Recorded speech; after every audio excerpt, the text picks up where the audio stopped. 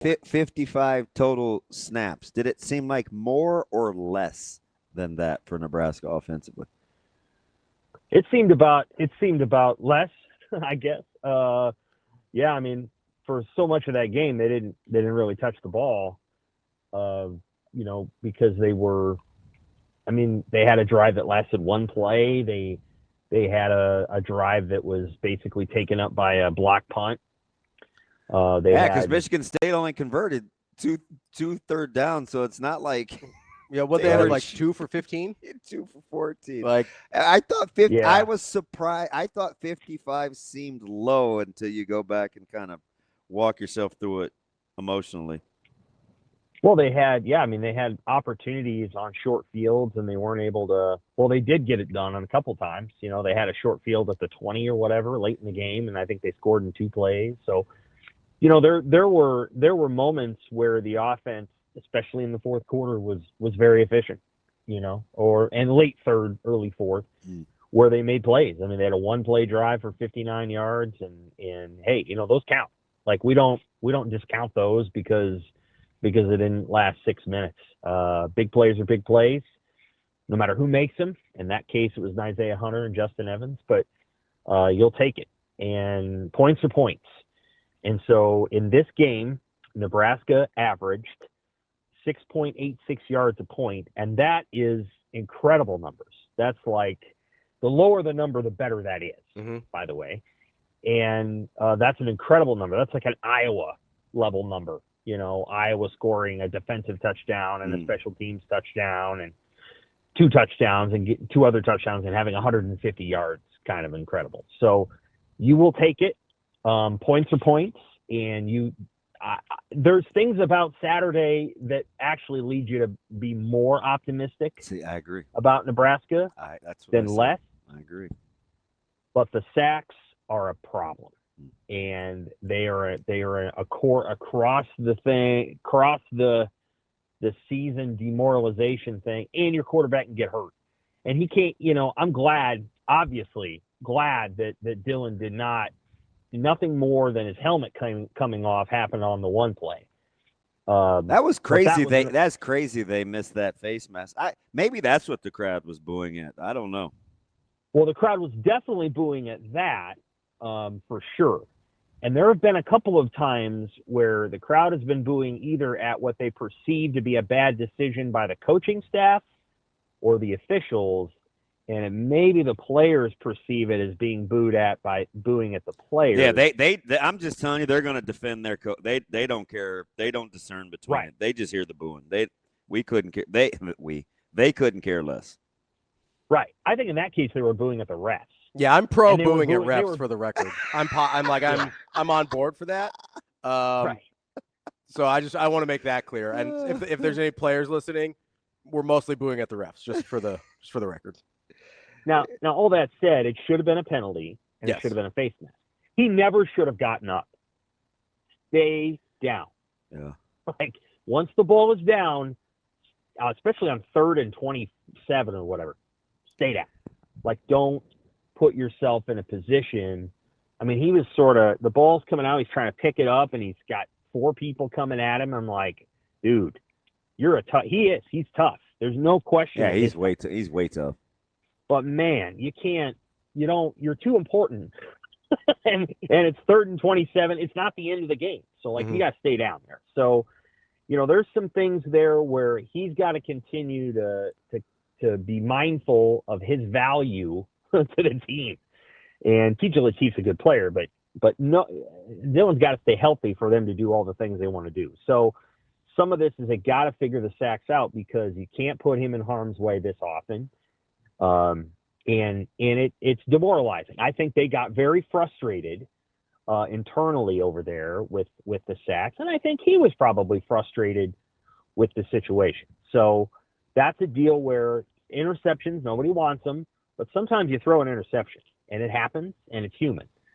You don't want to get sacked 6 times a game. And so far in Big Ten play, they've gotten sacked 6 times a game, and Maryland can rush the quarterback. So Nebraska's so far they've been able to stop the run too. That's interesting.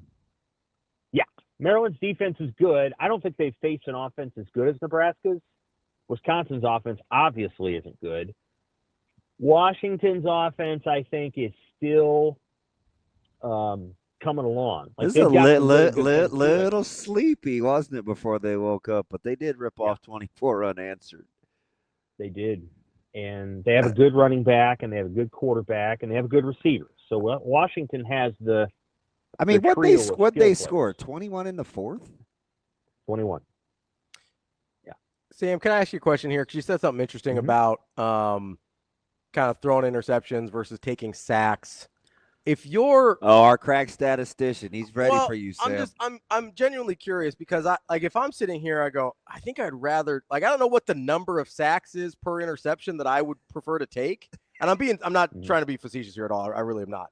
No, that's it. I think there's a number where I'd be like, yeah, I think I'd rather just see it, put it up there and give your receivers a chance. I don't know if we've reached that number yet for me personally. I'm frustrated to a certain degree with Dylan not getting rid of the ball the way or in time that he needs to. But I don't know if, is there a number in your mind sacks wise where you're like, yeah, if you're giving up that many sacks, you probably just got to throw some 50-50 balls? Well, it depends on the nature of the sacks. And I think some of the ones that he's been in have been, there's some you can't prevent. There's some where they bring pressure and maybe he doesn't see the hot route or whatever it would have been. That's a little different. But there's been some sacks in here where I honestly, I think we're not even talking 50-50 balls. We're talking putting it in a tight area and putting it a little bit in harm's way and just let it rip. You got a good arm. Give it a shot. This is also true down by the end zone. Yes. Yeah, sure. Just let it rip. And I understand. I don't know, fellas. Coaching me is full-fledged cringe mode. Not in the red zone. Get the points. I'm not a let it rip red zone guy. I'm a don't take a sack, but throw it out the back of the end zone. Gentlemen. There's a reason why the Chiefs didn't win any Super Bowls with Alex Smith, and they've won 3 with Patrick Mahomes. They won a lot of games, though. That direct correlation. They did win a lot. That is a super stretch Armstrong. Sam, let me ask you this, because I want to stay on. Yeah, they're both equally good athletes. Alex Smith. Pre or post putting my leg back together? What do you mean? Well, that was it. That was pre. That was pre. All right. Alex Smith was a pretty good quarterback, though, just for the record. He was pretty good. Say is Alex Smith a good quarterback? Didn't throw a touchdown. He would not do it. Patrick Mahomes, one of his great superpowers, is what he will put it, and he's able to do it. But he puts the ball you think to yourself, in harm's way, makes plays. You think to yourself, in Kansas City scoring touchdowns in the red zone, boy, he really fit that thing in there. That's not what I think. I'm like, that's a pretty nice play design. That's a really nice throw, and that guy's open. That's his 15th shovel pass for a touchdown. What are we talking about? I love a shovel pass. I don't see these tight window throws in the red zone. I think there's a combination of neat play calls that don't work as well as they used to, incidentally, because teams have caught up to them. But also just Mahomes is really, really good at and willing. I think the willingness is part of what makes you good. Now, again, I'm not saying that you throw the ball. I'm not saying you do what Jeff Sims did against Minnesota. That's not what I'm saying, because that play wasn't there. So don't do that. But I am saying that Dylan actually has the ability to make some throws that other quarterbacks Nebraska has had do not. And there are times, and it's not even just. I'll rock with that. I think he's capable. Just throw the ball. Yeah, he's capable. Hey, trust your arm and don't. I think Rule kind of alluded to it. He's trying to protect the ball, and I appreciate that. Especially with the potential of points, right? I respect the hustle. I think on the other side of it is DJ Lagway. So DJ Lagway is an interception machine. He is. And I think he's thrown 8 through 5 against LSU. Again, that's on the other side, and that's too much. But, DJ Lagway 3 or 4 times a game makes a play that beats Texas. And so, part of what Florida needs to do is they need to bring DJ Lagway back toward the middle a little bit. And I think Dylan needs to be a little bit more, okay, I can make this throw and just throw it. But that's not to say, so some of this is on the offensive line. for sure. But I think it's a little too easy to say it's all Donovan Raiola and the Lions' fault. I don't think that. I don't think that's fair. Yeah, Sam, it's not. I'm glad you brought that up. It's not. The whole Uncle Donnie thing drives me up the wall. So and this is not a trap. I'm assuming you didn't listen to the first hour at all. Is that fair? I didn't. I've been moving around. No, that's perfect. No, that's fine because I'm going to bring something up and I didn't want to spoil it for you. So I'm glad you brought up the offensive line and the Donovan Raiola thing. If I had to ask you, I asked DB this earlier. If I had to ask you, how long do you want your offensive line to give you as a minimum to give your quarterback a chance? What number would you give me? Well, I mean, that depends on the play itself. Let's keep it simple. 3 or 4 seconds. All right. So I used 3 seconds. I charted this rewatching the game last night. I charted how many times that Dylan Raiola either had 3 or more seconds to throw the ball or he got rid of the ball in fewer than 3 seconds. So I had him at 34 total dropbacks for the game. In 31 of those, he either had more than 3 seconds or he got rid of the ball in under 3 seconds. He only took 1 sack in which there was less than 3 seconds of time. So, like, when people are talking about the offensive line, and yes, can they get better? Absolutely. Are there some things that I'd like to see a little bit cleaned up? For sure. But this is not what we thought it was while watching the game live. It's not what I thought it was watching the game live. Yeah. Like, it wasn't just everyone else. Like, I was like, hey, I think he's got to get rid of the ball a little bit more, but I didn't realize it was, I mean, we're talking 31 out of 34 and literally just 1 sack when he just did not have time. Yep. I think that's a really good point. And, you know, he had the play, for example, when he did the underhand pass and that was a screen was right on him right away. It was. So, like, I don't know what to do with that one because you're supposed to let that guy go. Right. And so there's moments like that, or they would motion a tight end over, and technically Lindenmeyer becomes the tackle, sort of, and Gatula's blocking down, and Lindenmeyer's not getting the guy, and like, so there's moments where Michigan State did some things that I think you tip your hat to them, and they got it done. Now Holgorsen, toward the end of the game, he made his chess move, and well, he actually made it to begin the second half, where they started throwing that little screen. They threw one to Hunter, the one to Barney. If Barney doesn't drop it, and it wasn't perfect throw, but if Barney doesn't drop that probably goes. And then Hunter scores on a 59-yard touchdown, and that's Holgorsen's chess move, and it was a good one. It worked. And so, you know, Nebraska made its moves, Michigan State made its moves, and I think, again, I thought Dana was exceptional halfway through the second half. I thought he was really good. Yeah, so they kind of made their move back. I'm sure there were things in the first half. Again, you got to tip your hat to Michigan State. They did some good things defensively that maybe, you know, frustrated or confused Nebraska, and then vice versa. Nebraska's defense did some things, obviously, to Childs he was confused. He didn't see it very well. There were some open players that he didn't throw it to. Hey, but Sam, let me ask you something about this, because, you know, I'm always interested in, like, the mental part of it and the game within the game. Did you notice how many conversations Childs was having with the officiating crew? I felt like he was rattled early, and he just continued with the back and forth with the officials. I thought it was kind of awkward. Yeah, it was. And then he had, well, everyone saw the late conversation he had with Nick Marsh on the sidelines, but he had other ones too with his receivers. Yeah, I don't think that was his I don't think that was as contentious as people made it out to be. Like that, I think that's one guy encouraging another guy as a competitor that there'll be better days. I didn't have any problems with that. No, I think so. I mean, I think the receiver is saying he's open, and you could have. I don't know exactly what his health. I mean, he went out for a couple different plays. I don't know what his health was fully there in the second half or after he went out again. It was, you know, Nebraska's defense. If I'm Malik Washington, who I think is going to be a real nice player at Maryland, he's coming along. He's a true freshman. You surprised at how little he runs? I get it. He's black. We think that he does, but I'm. He doesn't like to. What? What's wrong with that? Oh, Sam's my boy. Sam, Yeah, I'm a little surprised, but mostly because I don't think you're going to throwing it 50 times in the Big Ten, no matter who it is. Do you know what they ran the ball for against Washington? I don't know, 12 yards. Out of the backfield. I don't know. So Williams had 26 yards rushing for 2-2, and Ray ran for 17 at 4-1. I mean, between the backs, they had like 18 carries for 49, 48 yards. It's incredible.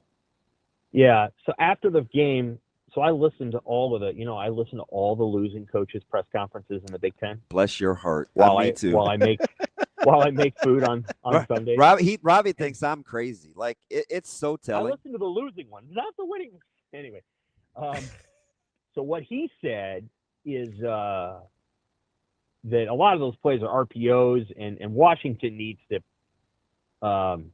is making the decision not to give the ball, and that may be something they recalibrate this week.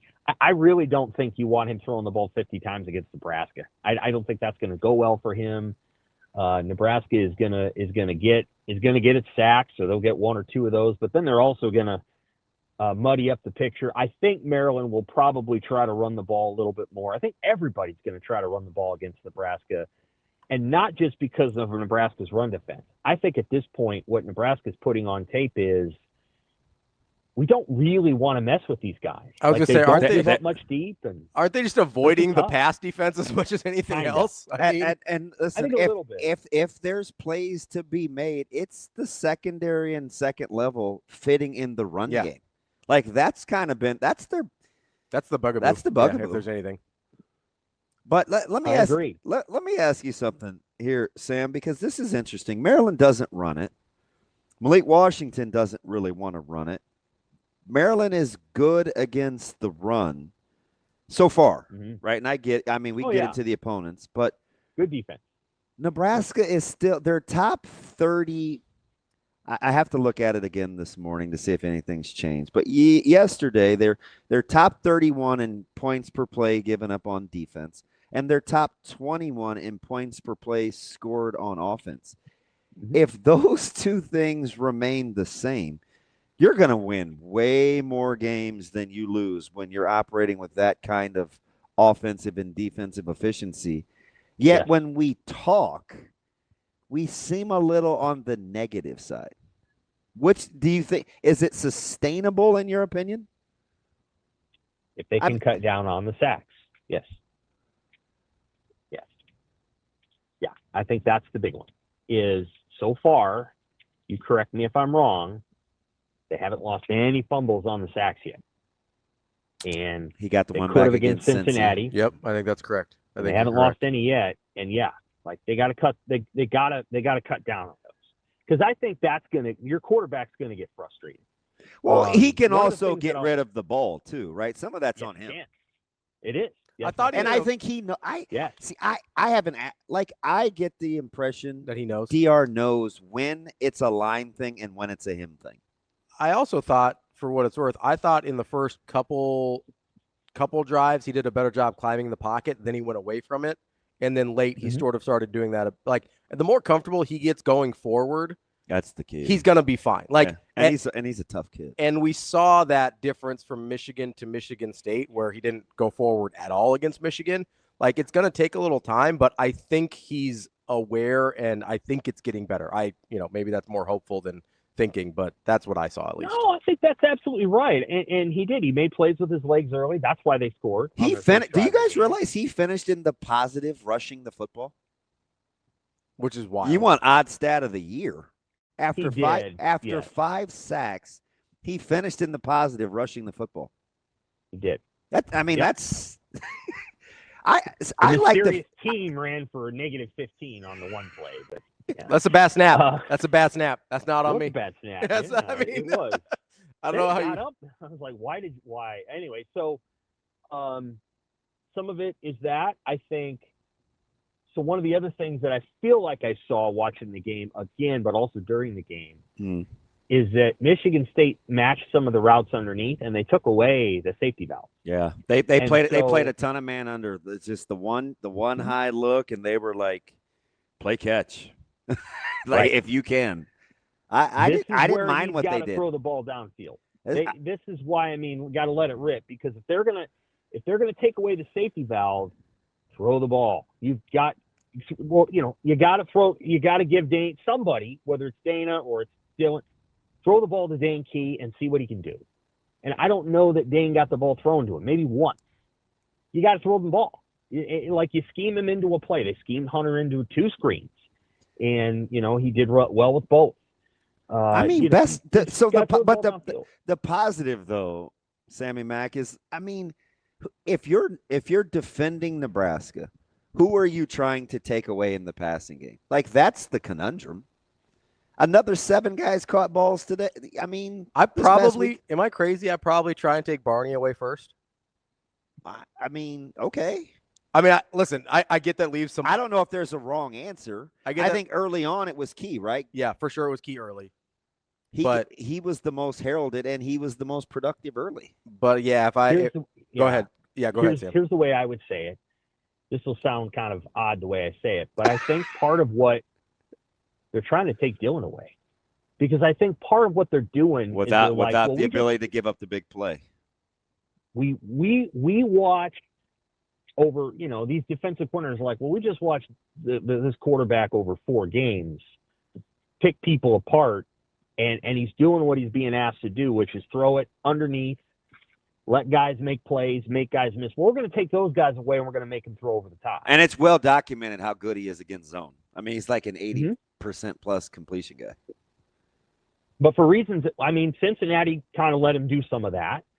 And obviously Akron and Houston Christian were much problem. And then even against Michigan, I thought he had success, and their defensive coordinator, he is a good coordinator, but he fancies himself a genius. So he was going to mix it up. He wasn't just going to do that. I thought Michigan State was a little bit more, no, we're just going to do what other teams tried to do to you last year. And I think Maryland will do the exact same thing. And I think Minnesota will do the exact same thing. And I think Northwestern will do the exact same thing. So part of it is, I think he's going to get a lot of the same defenses, and Nebraska's receivers need to win, which I think they probably are a little bit more than they're throwing it to him. And he's just got to let it go. He's just got to say, okay, you know what? I'm me. I'm him. And I'm going to make that throw and throw the ball. Wow. So it's interesting. Like he is an excellent quarterback in a number of ways. You could almost say he could stand to be about 3% more reckless, if that makes sense. Like he could really stand to just let it go and like, here's the way I put it. Tommy Armstrong lost some games for Nebraska. He did. He made some mistakes. You know what he did though? He won big games. And part of the reason he did, wasn't he the quarterback everybody dubbed the YOLO guy, because he would try to fit it in there? Yes, he was. But here's the thing: he's the last quarterback to win big games, and the reason he was able to do it, in part because he had an elite confidence in himself. Yeah. And so, who beat Michigan State and Oregon? He did. Who beat Michigan at the Big House? He did. Like, there's something to be said for that. Now, there's other things to be said for the mistakes that he would make. And he probably cost them the game against Iowa in 2015. Maybe so. But he won you games too. And so did Taylor Martinez, who made lots of mistakes and maybe lost Nebraska a few games. But there's 2 sides of that. The thing that Dylan does, Dylan doesn't lose you games. He doesn't make a lot of mistakes.